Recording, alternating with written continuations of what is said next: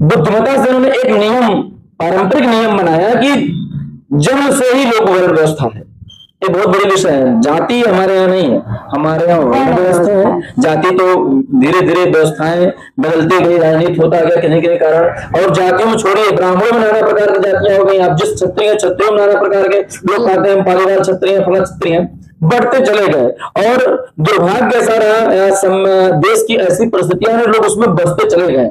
लेकिन वर्ण व्यवस्था है, उसको मानना चाहिए जी। और मैं तो आप सबसे आग्रह करता हूं कि जो हमारा धर्म शास्त्र का जो निर्देश है उसको पालन करना चाहिए, उसमें बदलाव नहीं करना चाहिए। सुधार करना एक अलग विषय, बदलना अलग है, बदलना नहीं चाहिए।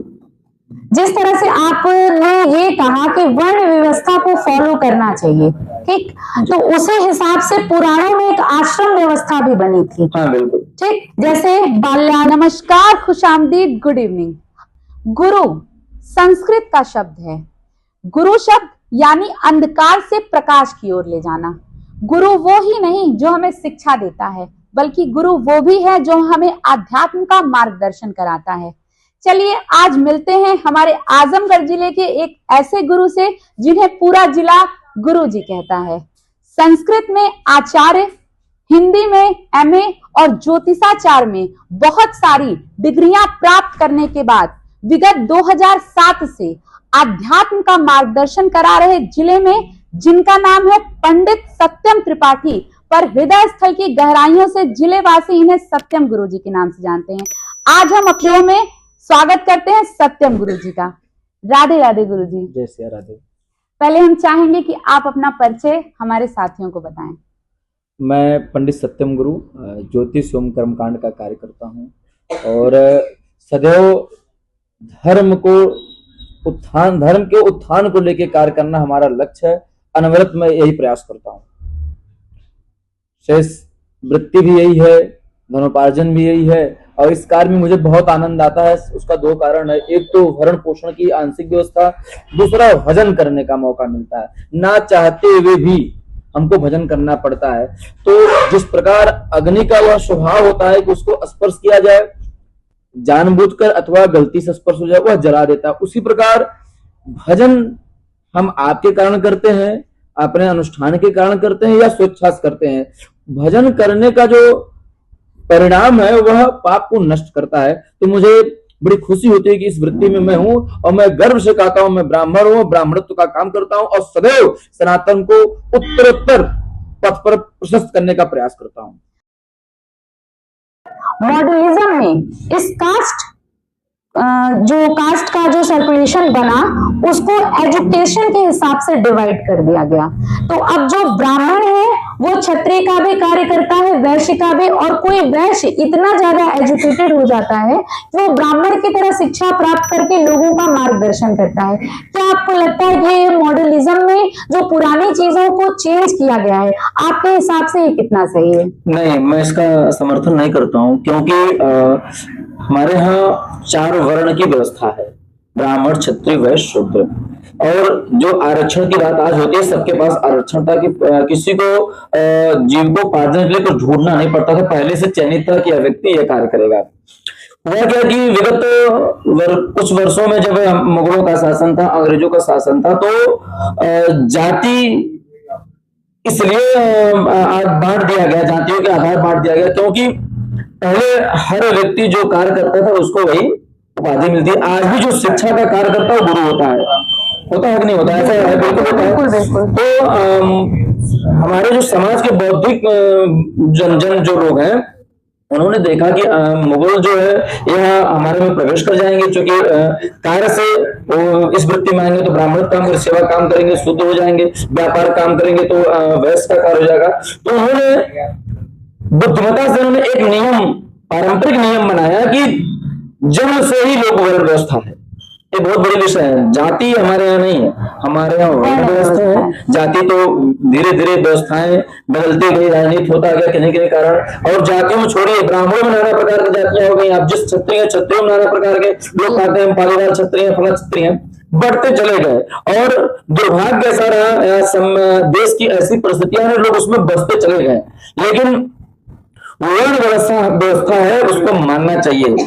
जी और मैं तो आप सबसे आग्रह करता हूं कि जो हमारा धर्म शास्त्र का जो निर्देश है उसको पालन करना चाहिए, उसमें बदलाव नहीं करना चाहिए। सुधार करना एक अलग विषय, बदलना अलग है, बदलना नहीं चाहिए। जिस तरह से आपने ये कहा कि वर्ण व्यवस्था को फॉलो करना चाहिए, ठीक, तो उसी हिसाब से पुराणों में एक आश्रम व्यवस्था भी बनी थी। हाँ बिल्कुल ठीक, जैसे बाल्यकाल में, ठीक, बाल्याश्रम, गृहस्थाश्रम, संन्यासाश्रम और वानप्रस्थाश्रम। तो बाल्याश्रम को लोग फॉलो करते हैं, गृहस्थ आश्रम को 25 से 50 साल तक लोग फॉलो करते हैं। तो वर्ण व्यवस्था को फॉलो करने वाले क्या संन्यास आश्रम और वानप्रस्थ आश्रम को भी फॉलो करते हैं? करते तो नहीं है, ये दुर्भाग्य है, लेकिन करना चाहिए। ऐसा नहीं है कि जो चीजें निर्देश है जो हमको समझ में आए मैं उसको करूं, जो चीजें ना निर्देश हो मैं ना करूं। अगर जैसे लगता है कि इच्छा पे है कि हमें ये अच्छा लग रहा है, ये फॉलो करेंगे, ये हमारे लिए है, हमें ये चीज नहीं पसंद है, हम इसको नहीं फॉलो करेंगे, हमारे ऐसा लोग करते हैं, लेकिन ऐसा नहीं है। सभी जो आश्रम की व्यवस्था है सबका निर्वहन करना चाहिए, संशोधन कर देना चाहिए, सुलभ कर देना चाहिए। और देश काल परिस्थिति के अनुकूल समय समय बदलता रहता है, लेकिन संशोधन होना ठीक है, बदलना पूर्णतः उचित नहीं है। हम अपने अनुकूल काम करना चाहते हैं, बाल्यकाल की बात हम मानते हैं, गृह शास्त्र की बात मानते हैं, लेकिन वानप्रस्थ को नहीं मानने को तैयार, तो ये अच्छी बात नहीं है। शास्त्रों की मर्यादा है, उसकी गरिमा है, उसको बनाए रखने का प्रयास होना चाहिए। और वर्तमान परिवेश में ऐसा नहीं है, अभी जो समय चल रहा है बहुत सुधार की स्थिति में है। क्या है कि विगत, जैसा कि आपको अवगत है कि मैं 2007 से इस वृत्ति में हूँ। धर्म की इतनी असुविधा होती थी, हम जैसे लोगों को धर्म कार्य में जब उतरे तो बड़ी असुविधा होती थी। कटाक्ष लोग बोलते थे रास्ते पे चलते फिरते, पंडित जी पाए लगी, बहुत सारी जो मैं इस स्थान पे नहीं कर सकता हूँ। इन सबको बर्दाश्त करके धर्म के मार्ग में जो कुरीतियां हैं, जो धर्म के अवरोधक कुछ लोग बने हुए, उस पर निपटने के लिए मैं इस वृत्ति में आया। और मैं आज इस मंच से वचन देता हूं, जब तक मेरे अंदर श्वास है मैं अधर्म नहीं होने दूंगा। जनपद आजमगढ़ में शेष ईश्वर चाहेंगे तो और भी आगे बढ़ेंगे, आगे स्थितियां होंगी, लेकिन धर्म के विरुद्ध मैं नहीं होने दूंगा कोई काम। बहुत अच्छी, आपकी बात को सुन के बहुत अच्छा लगा। और आप ही के जैसे लोगों की हमारे आजमगढ़ जिले को बहुत आवश्यकता है, जिससे जिला हमेशा उन्नति के शिखर पर आगे बढ़े। जैसे कि गुरुजी, हमेशा ये कहा जाता है कि एक समय के बाद व्यक्ति अपने प्रोफेशन को में या तो बहुत परिपक्व हो जाता है, या तो फिर वो अपने प्रोफेशन को छोड़ देता है, संन्यास ले लेता है। तो इस बारे में आपका क्या कहना? आप आजीवन इस अध्यात्म में लीन रहेंगे कि एक समय के बाद आप किसी को दीक्षा देके अपने आप को शांत कर लेंगे संन्यास ले? नहीं, संन्यास नहीं लेना। अच्छा, नहीं, मैं भक्त हूँ, सन्यासी नहीं हूँ, मैं साधु नहीं हूँ, मैं भक्त हूँ। धर्म रक्षित रक्षता, धर्म की रक्षा करना हमारा कार्य है, हम आप उसका रक्षा करेंगे। धर्म को जो करना हो करेगा, ईश्वर की जो प्रेरणा होगी वो तो होगा ही। और अपनी इस वृत्ति से संन्यास में नहीं ले सकता हूँ। मेरा धर्म है, ब्राह्मण का धर्म है सदैव सदैव सनातन का उत्थान करना, सदैव धर्म की रक्षा करने का कार्य करना, तो मैं इससे कभी संन्यास नहीं ले सकता हूँ। अच्छा, ये आपके अध्यात्म आपकी रुचि थी या पौराणिक आपके घर में पीढ़ी दर पीढ़ी ये कार्य चला आ रहा था, उस पर आपने किया ये, या खुद आपकी रुचि थी कि मैं अध्यात्म का ही मार्गदर्शन करूं? देखिए, दर पीढ़ी तो नहीं, हमारे पिताजी इस वृत्ति में है और मेरी स्वयं की रुचि थी। अच्छा, उसमें कोई दो राय नहीं है। मैं स्वयं भक्त हूँ और हमारे आराध्य हैं हनुमान जी, और बहुत सारी ऐसी स्थितियां होती गई जो कि और इस मार्ग में प्रेरणा मुझको मिलता गया, मैं करता रहा। अच्छा, जैसे बहुत सारे प्रोफेशंस में लोग आध्यात्म को नहीं मानते, अंधविश्वास मानते हैं। आप तो बहुत सारी कुंडलियां और बहुत सारी हस्तरेखाओं को देखते होंगे।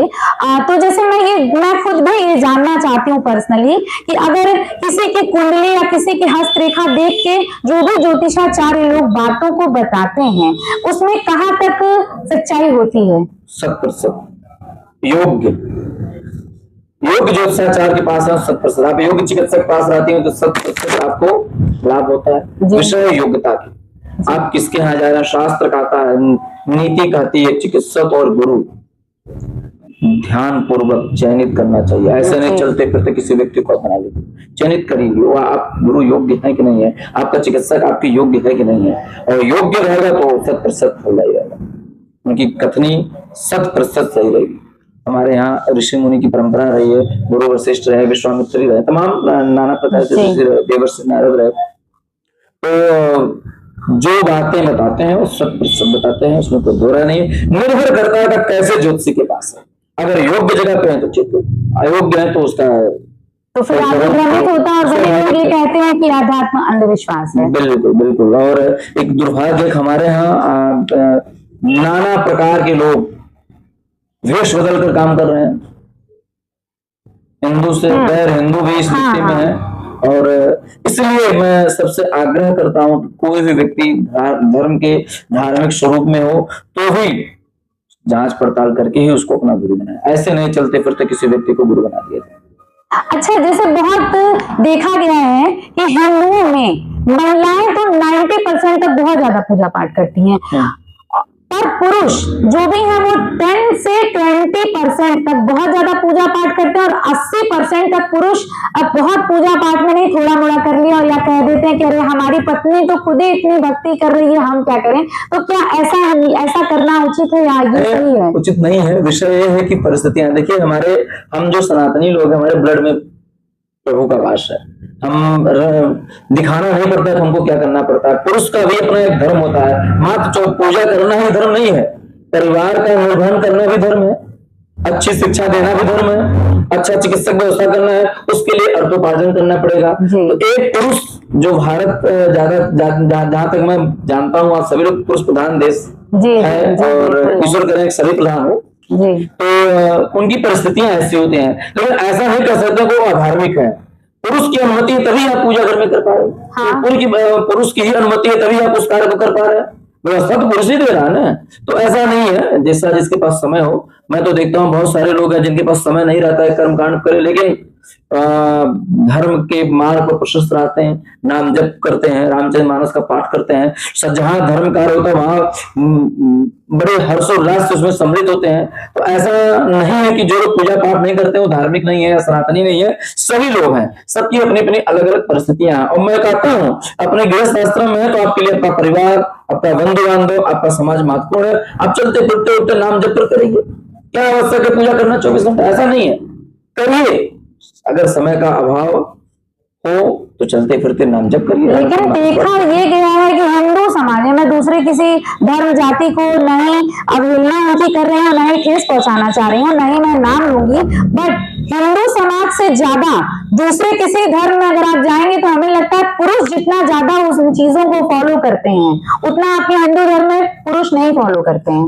हाँ, ये तो बात है। क्या है कि हमारा जो सनातन धर्म है, सर्वे भवन सुखना सर्वे संत निरामया सर्वे भद्राणि पश्यन्तु मां कश्चित् दुःखात् भवेत्। हम वही जीव इस वृक्ष में देखते हैं जो हमारे में, हमें चीटी के अंदर वही सोच रखते हैं जो हमारे अंदर है। जितना महत्वपूर्ण इस सामने वाला व्यक्ति है उतना ही महत्वपूर्ण बगल वाला वृक्ष भी है।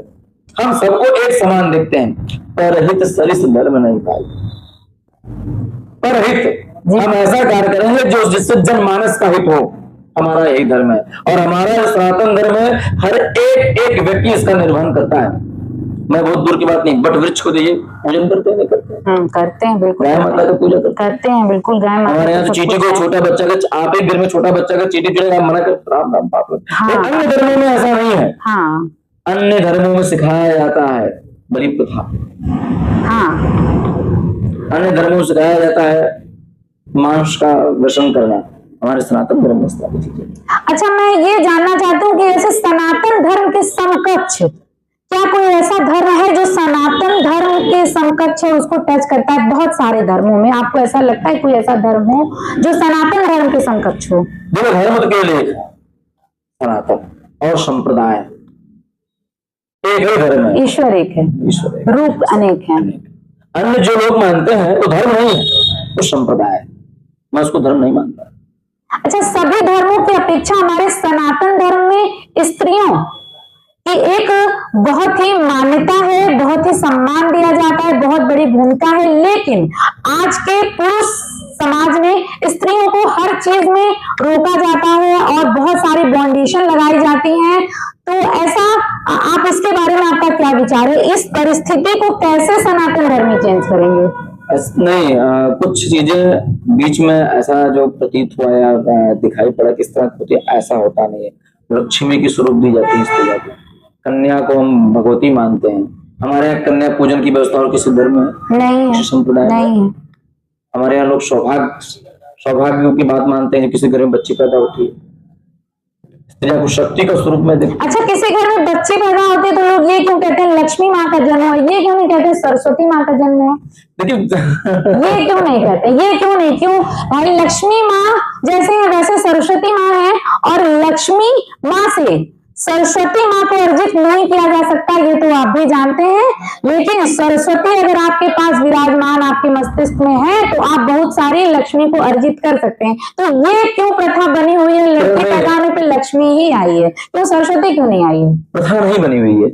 क्या है कि भगवती लक्ष्मी का विशेष लगाव है लोगों के प्रति, और मेरा मानना है कि महाकाली, महालक्ष्मी, महासरस्वती जो तीन प्रमुख देवियां तीनों एक है। नहीं, लक्ष्मी का लगाव नहीं, लोगों का पैसे के प्रति लगाव है। नहीं, ऐसा नहीं है। पैसे लक्ष्मी मतलब बहुत लोगों के मन में लक्ष्मी का क्या स्वरूप है। अभी आप पूछेंगे लक्ष्मी माँ के हाथ में कौन सा फूल है, बहुत सारे लोग नहीं बता पाएंगे, लेकिन 500 रुपए के नोट ऐसा होना नहीं चाहिए। लेकिन जो योग्य लोग हैं ऐसा वो नहीं करते हैं। एक कहीं कहीं अल्पज्ञता हर जगह होता है, अल्पज्ञता बस करते हैं, अज्ञानता बस करते हैं, और कोई विषय नहीं है। क्या है कि हम अपने घर में जब बच्चा, हमारे घर में जब बच्चे पढ़ने जाएंगे, अगर धार्मिक पुस्तक उठाएंगे तो घर के ही लोग उसका विरोध करते हैं जी। अन्य धर्मों में अनिवार्य है उनकी धार्मिक पुस्तकों को पढ़ना अनिवार्य है, 4-5 साल से ही पढ़ाने लगते हैं। हमारे यहाँ अनिवार्य नहीं, ये दुर्भाग्य है।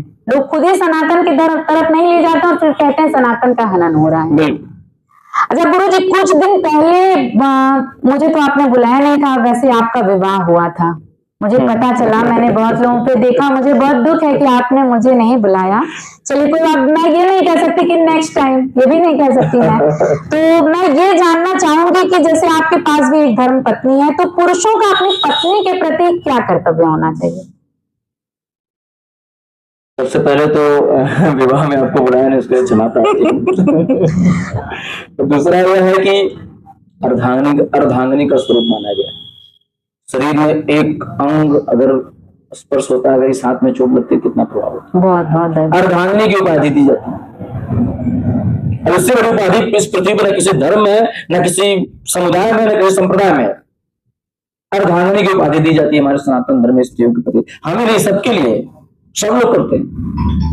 हाँ, हिंदू धर्म में विवाह जो है वो एक धार्मिक कार्य है, और सभी धर्मों में एक सामाजिक समझौता, ये अंतर है। हम बहुत सारे धर्म को, कर्मकांडों को निपटाते हुए तब हम अपने रति के प्रयोजन को प्राप्त करते हैं, बट और सारे धर्मों में ये सिर्फ एक सामाजिक समझौता है जो कि रति के प्रयोजन को प्राप्त करने के लिए किया जाता है। ये इस कारण से स्त्री का स्थान हमारे सनातन धर्म में सर्वोच्च है।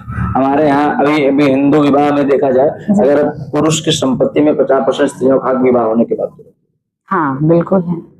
और शास्त्र कहता है स्त्रियां केवल भजन करें, परिवार देखें जी, पुरुष जो करेगा सब बाधा मिलेगा। और क्यों, स्त्री अगर पढ़ी लिखी है तो वो काम नहीं कर सकती? काम करे, कौन नहीं करता? तो आप ही तो कह रहे भजन करे परिवार देखे। काम करना परिवार नहीं होता। आप जिस वृत्ति में, वो परिवार नहीं होता। अगर औरत बिल्कुल कार्य करती है, बहुत एजुकेटेड है, ऑफिस जा रही है, बहुत बड़ा बिजनेस देख रही है, तो वो प्रॉपर फिर फैमिली नहीं देख पाएगी। नहीं देख पाएगी। हम कह रहे हैं अगर मैं उस सक्षम हूँ, हमारी पत्नी काम क्यों करे? मैं नहीं चाहता हूँ काम करो, बैठ के खाओ।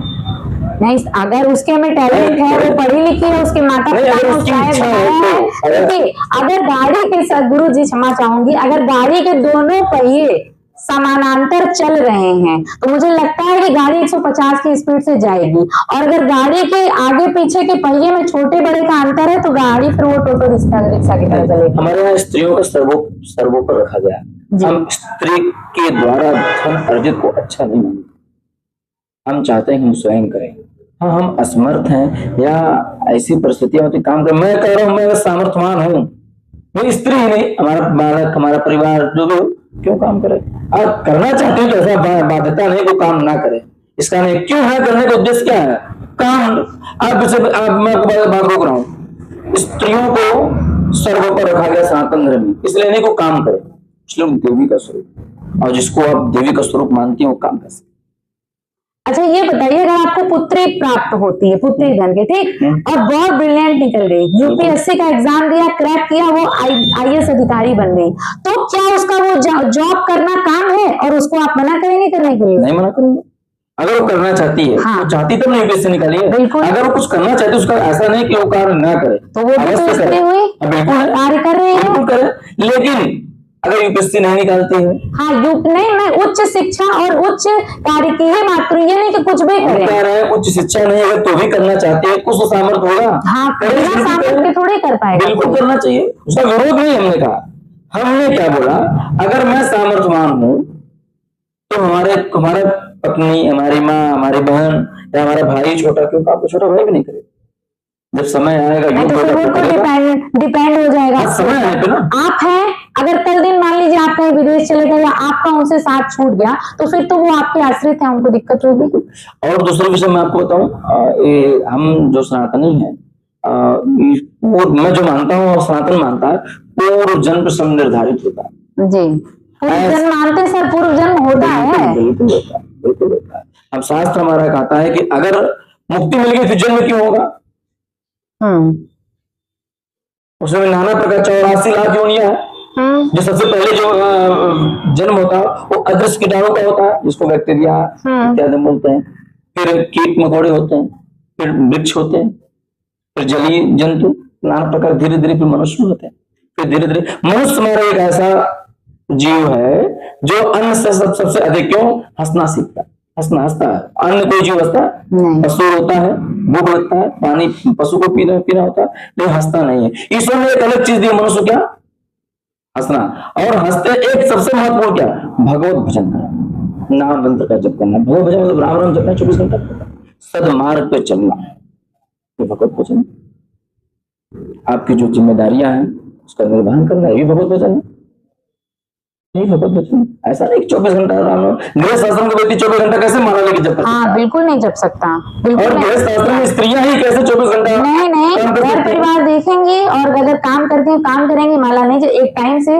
मुझे तो लगता है कि अगर हमने 2 मिनट ईश्वर को याद किया और अगर मैं किसी दुखी व्यक्ति के चेहरे पे मुस्कान ले आई, तो वही सबसे बड़ी पूजा है। मैंने बोला ना, परहित सरिस धर्म में। हाँ, परहित, सही बात। ऐसा कार्य करने से जिससे जनमानस का हित हो। सही बात। मैं दिन भर पूजा कर रही हूँ, 1 घंटा पाठ कर रही हूँ और मेरी वजह से कोई दिन भर रो रहा है, तो मुझे उस पूजा का कोई फल नहीं मिलेगा। मैं अगर पूजा नहीं भी कर पाई और मेरी वजह से अगर कोई प्रसन्न हो रहा है तो खुश, तो वो सबसे बड़ी पूजा है, वो सबसे बड़ी पूजा है। अच्छा गुरु जी, एक ज्ञान की बातों में आपसे ये जानना चाहती हूँ कि जैसे आपने पूछा 84 लाख योनियां क्रॉस करके व्यक्ति को मनुष्य का जन्म मिलता है, तो ये भी ऐसा कुछ अध्यात्म में है कि मनुष्य का जन्म 7 बार मिलता है? नहीं, ऐसा नहीं है। जैसे लोग कहते हैं ना पति पत्नी का विवाह होता है, लोग कहते हैं 7 जन्म के साथ। मुझे लगता था ऐसे 7 बार जन्म मिलता है क्या? नहीं, ऐसा नहीं। एक बार मिल सकता है, दोबारा भी मिल सकता है, हजारों बार मिल सकता है। जब तक आपका किया गया पाप नष्ट नहीं होगा, वो नहीं, तब तक जन्म जन्मांतर तक जन्म मृत्यु होता रहेगा, एक नहीं हजारों बार। अच्छा। और जो जीव है, कभी पत्नी के रूप में, कभी भाई के रूप में, कभी बंधु के रूप में, कभी मित्र के रूप में, वो आपसे समय समय पर जिसका जैसा पूर्व जन्म में आधारित रहेगा वो हमें मिलते रहेंगे। मतलब पूर्व जन्म होता है, बिल्कुल होता है, 101% होता है। चलिए, बहुत अच्छा लगा आपसे मिलके, बहुत सारी चीजें। मैं चाहती हूँ कि बदलते जनरेशन में जो लोगों का सनातन और आध्यात्म की तरफ से विश्वास थोड़ा सा हटता जा रहा है, मैं चाहती हूँ कि अपनी भाषा में आप कुछ यंग जनरेशन वालों को, जैसे जो लोग थोड़े से बुजुर्ग हैं वो तो मानते हैं, बट यंग जनरेशन वाले थोड़ा सा, क्या हमें लगता है, बहुत ज्यादा आध्यात्म से हटते जा रहे हैं, तो उनको आप क्या एक ऐसा संदेश दीजिए जो बिल्कुल उनके माइंड को जाके टच कर जाए? देखिए, जो सनातन धर्म है हमारा, कोई सामान्य चीज नहीं है। मैंने आपको बताया धर्म तो एक ही है, सनातन है। और जो हमारे युवा है, ऐसा तो था कि जो विगत कालों में ऐसे दिक्कतें थी, हम लोग कर्मकांड कराने जाते थे कहीं, तो छोटे बच्चों को तिलक लगाना पड़ता था, तो कहता था गुरु जी छोटा तिलक लगाइए। और जैसे प्रसाद लिया जाता था, जैसे पूजा खत्म होती थी, पहले वो तिलक बोलता था, फिर प्रसाद ग्रहण करता। लेकिन वर्तमान परिवेश में ऐसा नहीं है। सबसे अधिक युवा हमारे धर्म के मार्ग प्रशस्त। आप किसी धार्मिक आयोजन में जाइए, त्रिपुंड लगाए हुए परिजन परेशान है, क्या हो गया है? कहीं तुम सन्यासी बाबा नहीं ना बनने जा रहे हो? लेकिन हमारे यहाँ एक एक व्यक्ति भक्त है, और जो वर्तमान पीढ़ी है, युवा पीढ़ी, तो बहुत योग्य है। और मैं बहुत गर्व से कहता हूँ कि वर्तमान का युवा धर्म को मानते हुए अपना कार्य कर रहा है। और आज के डेट में आजमगढ़ की बता रहा हूँ, लगभग 1000 से अधिक युवा जो धर्म को नहीं मानते थे विगत कालों में, आज जो सनातन धर्म का में प्रशस्त हैं। और जब भी इस तरह कोई कार्य होता है तो उसमें मन से लगे रहते हैं। हाँ, कुरीतियां कुछ थी वर्गों में, जाति प्रथा कारण, अभी मैं नाम नहीं लेना चाहिए, फिर भी हरिजन जाति जनपद आजमगढ़ में 2000 से अधिक संख्या बता रहा हूँ इस बिरादरी के शिष्य हमारे पास है और सनातन धर्म को मानते हैं। और मैं बता रहा हूँ, मुस्लिम भी हमारे पास शिष्य हैं। सुयोग्य व्यक्ति के अंतर्गत जो भी रहेंगे, माँ बच्चे को जिस तरह पालती है वैसा बच्चा बड़ा होगा। जी। तो वर्तमान युवा को मैं संदेश कह दूं, युवा बहुत अच्छे हैं, बहुत अच्छा कार्य कर रहे हैं। मुझे वर्तमान युवा पर गर्व है कि वो सनातन को मान रहे हैं और सनातन पर काम कर रहे हैं। और आने वाला समय विश्व का, संपूर्ण ब्रह्मांड का सबसे अधिक शक्तिशाली देश भारत होगा, और भारत के युवा होंगे और धर्म के मार्ग पर प्रशस्त होकर काम करेंगे। जी, संपूर्ण विश्व की बात कर रहा हूं। तो पुनः सोने की चिड़िया भारत बनेगी, भारत के युवा ले जाएंगे। सही बात है, हम लोग मुगलों को तो घुसने नहीं देंगे। अब तो सीमाएं बहुत ज्यादा पहले भी थी। सभी जो वर्तमान में वो भी हिंदू ही है जी, स्वीकार करते हैं। स्वीकार नहीं करते हैं। उनकी पीढ़ियां आप अभी जांच करा दिए, अभी आ जाएगा। स्वीकार नहीं करते, सही बात है। वो कुछ दिमाग में ऐसा उनको डेवलपमेंट कर दिया गया है तो उसकी वजह से वो स्वीकार नहीं करते हैं। इतना अंतर है। हमारे यहाँ जब रोटी बनती है, पहली रोटी गाय को, हाँ सही और बात उनकी है। पता है गाय से रोटी खाइए, इतना अंतर। अच्छा गुरुजी, जैसे मैं अपने लिए आपसे एक प्रश्न पूछना चाहूंगी कि जैसे सभी देवी देवता हैं, बहुत सारे देवी देवता, हिंदू धर्म में तो बहुत सारे देवी देवताओं का नाम भी हम लोग नहीं जानते हैं, तो मुख्य बहुत सारे देवी देवता हैं, लेकिन माँ दुर्गा, माँ अम्बा जगदम्बा एक ऐसी शक्ति है, जब महिषासुर का वध करना था तो सारे देवी देवताओं ने मिलकर एक माँ शक्ति का स्त्री रूप में उनको आवाहन किया था, और सारे देवी देवता ने अपना अस्त्र शस्त्र उनको दिया और कहा कि आप महिषासुर का वध करने के लिए सक्षम है। तो मुझे ये लगता है कि अगर हम सिर्फ माँ दुर्गा की पूजा करते हैं तो उनके साथ साथ सभी देवी देवताओं की भी पूजा हो रही है। बिल्कुल, किसी भी देवी देवता का हम पूजा करते हैं जी, सभी एक है। हाँ, स्वरूप अलग है। मैं किसी का गुरु जी हूँ, किसी का पति हूँ, किसी का भाई हूँ, किसी का मित्र हूँ, मतलब लेकिन आप एक ही हैं। सत्यम जी, जीव एक है जी, हम किसी के लिए कुछ भी हो सकते हैं। जी, शिव शक्ति, विराट पुरुष, परब्रह्म शक्ति सब एक, राम कृष्ण राधा सीता सब एक, किसी एक को पूजन करिए। हमारे यहाँ तो प्रकृति को सर्वश्रेष्ठ माना गया। सूर्य जो प्रत्यक्ष दर्शन हम करते हैं, प्रत्यक्ष दर्शन करते हैं भगवान। हम गाय को भगवान मानते हैं, देवी देवता देते हैं। हाँ सही बात है, हम गाय को भगवान मानते हैं। चंद्रमा जिस पे लोग चांद पे जा रहे हैं, पैर से चल रहे हैं, हम लोग उनकी भी पूजा करते हैं। बिल्कुल करते हैं। ठीक है। और हमारे हिंदू धर्म में अभी कुछ दिन पहले एक फेस्टिवल बीता है। लोग कहते हैं कि अस्त होते सूर्य को कौन प्रणाम करता है, तो हमारा हिंदू धर्म, सनातन धर्म ये भी सिखाता है कि जिसका अस्त होता है उसका उदय भी होता है, तो हम दोनों की पूजा करते हैं। इसमें तो हमारा सनातन धर्म सर्वोपरि है।